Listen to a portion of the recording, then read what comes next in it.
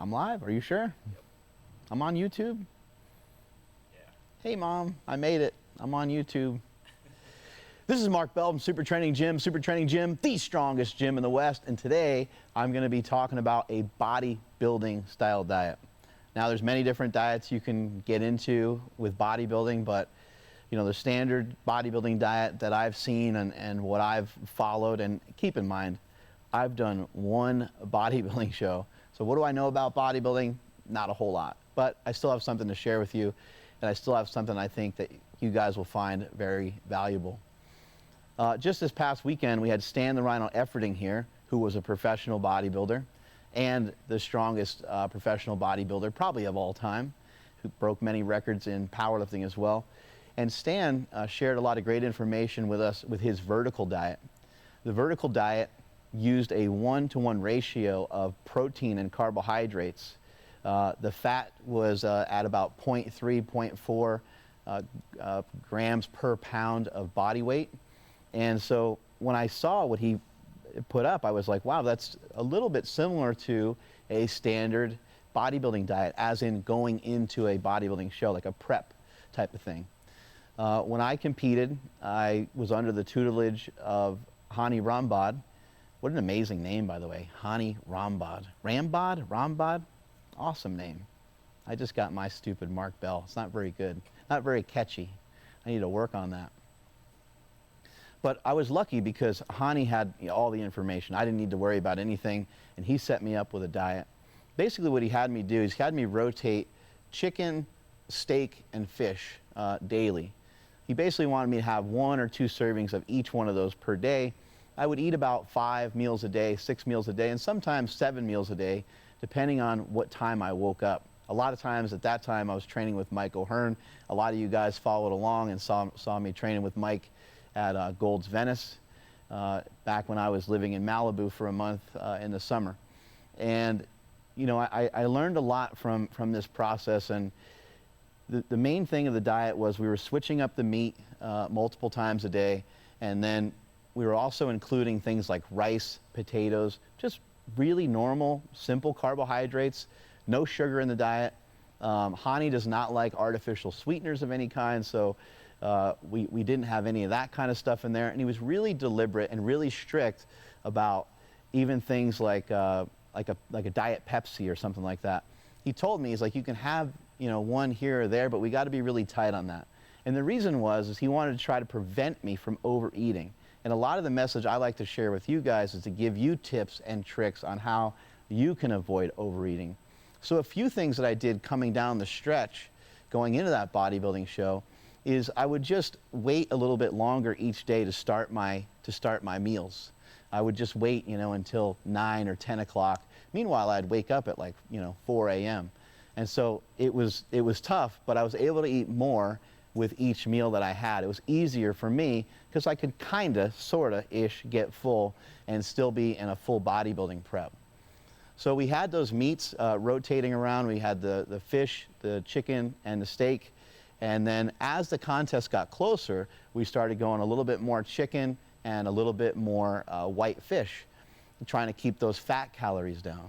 The carbohydrates stayed the same throughout. They weren't very high. They only matched my own body weight, and that's why I referenced Stan Efferding earlier. So I was only having about 240 grams of carbohydrates.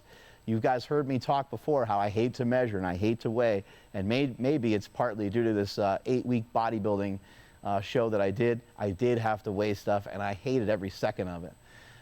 Weighing out a cup of rice and realizing how measly just a cup of rice is, or a half cup of rice is really, really depressing. And I don't like to weigh and measure stuff. I always just weigh myself. That's how I normally do things. But this was bodybuilding prep. This was to get on stage, and this was to be fully prepared for competition. A lot of people ask me if I lost strength or if I changed up my routine. Of course, I lost some strength. I lost quite a bit of body weight, quite a bit of body fat.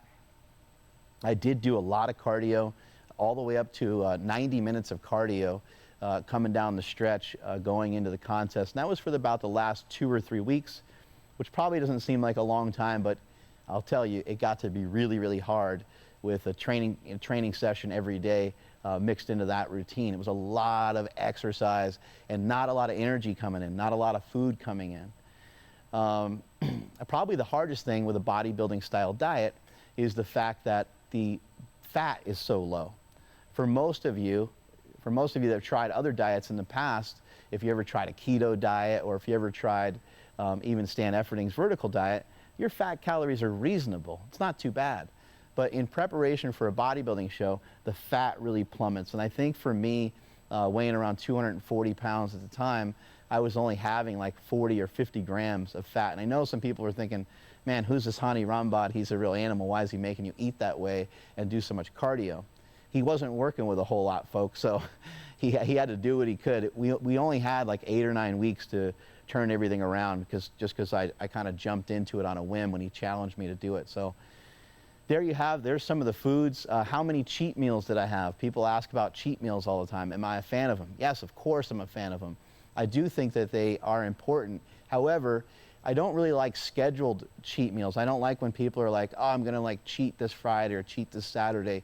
I think a lot of times you look too much forward to it. You get too excited about it.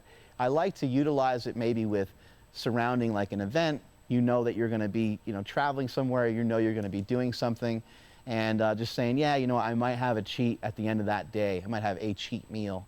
And I had a few cheat meals going into this bodybuilding show, but it was about 3, maybe 4 cheat meals, and the cheat meals actually helped me. I hear people always talking about, reloading and trying to get like glycogen back into the muscles, and I always just thought everyone was using that as an excuse, a refeed, right? I always thought everyone's just using that as an excuse to eat like a fat bastard. And maybe they are, but in terms of bodybuilding, when you do it for a bodybuilding show, it's crazy the effect it had. It was very positive. Muscles got really full, felt really strong in the gym, and I was able to come in the gym and still lift pretty good amount of weight.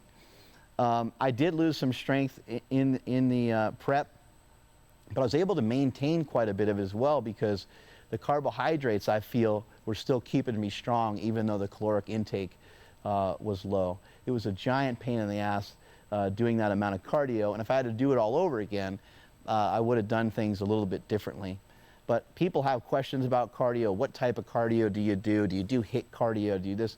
At that time, it was just steady state cardio. That's what I was doing. A lot of people say it's going to take muscle off of you, but really, the cardiovascular training was not that hard. Hard enough to get me dripping in sweat from head to toe. I called it sweaty shins. If your shins aren't sweating, you're not working hard enough. That was my barometer. And, I tried to take that into the gym every day and make sure I got that sweaty, but it wasn't an intense workout by any means. It wasn't that hard. It was just something that had to be done. A lot of vegetables were in the diet as well to help keep you full and to help kind of keep you satisfied. Bodybuilding is really hard. It's something that I don't think I'll ever do again, although it was a good challenge and it got me in the best shape of my life. I'm still in better shape today. It's almost a full year from when I competed around this time last year, and I weigh about the same as I did then. I may have been a little leaner. I was on a little bit more stuff, if you know what I'm saying. But that's pretty much it. And that's kind of my experience with bodybuilding. So if you want to try a bodybuilding style diet, you're really looking at lean sources of protein. And you're looking at simple carbohydrates. You're trying to keep those fat calories to a minimum. What I would suggest is kind of some of the following foods. I would look into chicken, turkey. Those things are going to be pretty lean. Pork can actually be pretty lean. White fish. Salmon is usually higher in fat, but does have the omega-3s, so it wouldn't be bad to throw that in the mix here and there, but you want to stay with the leaner foods. And then also you have things like egg whites. I ate a lot of egg whites, and my carbohydrate sources were rice, potatoes, oatmeal, and I think that's about it. And like I said, there was really no sugar in there, and obviously, very clearly, there's no extra fat in the diet at that time. So, diet doesn't matter if you're on PEDs. Yeah, the internet says diet doesn't matter if you're on PEDs. Well, your diet's always going to matter, and anyone who's trying to get a shortcut with a PED is going to find that it's not really a shortcut. You still have to have all your ducks in a row. You still have to have everything put together. You know, taking a steroid, unfortunately, is not going to help you with discipline. It's not going to help you with going to bed on time. It's not going to help you with showing up on time. It's not going to help you being more intense in the gym. It can give you a little boost of aggression when you're in the middle of some sets, and that's about what it does in terms of what it will do for you actually inside the gym. Obviously, it's going to help you tremendously in terms of muscle growth, in terms of your conditioning and the way that you look. And some bodybuilders have kind of hidden behind a lot of chemistry, you know, chemistry over their nutrition almost. But still, make no mistake about it, these men and women that you see on stage, they're going through an awful lot. It's really, really hard. And my hat goes off to all of them, all of you that ever competed, ever had the guts to get up there on the stage. I never thought I would do it, but Hani threw down that challenge, and I figured, you know what, screw it. I owe it to all you guys out there, all you people that have stepped on stage before. I owe it to you not only to give it a try, but to give it a try with everything that I had. So I did the best I could. It was a lot of fun. You guys have any more questions, Internet? No, we're good. That's 11 minutes now. Strength is never a weakness. Weakness is never a strength. Hope you guys learned something. Let me know what else you want to hear. I'll catch you guys later. Whoosh.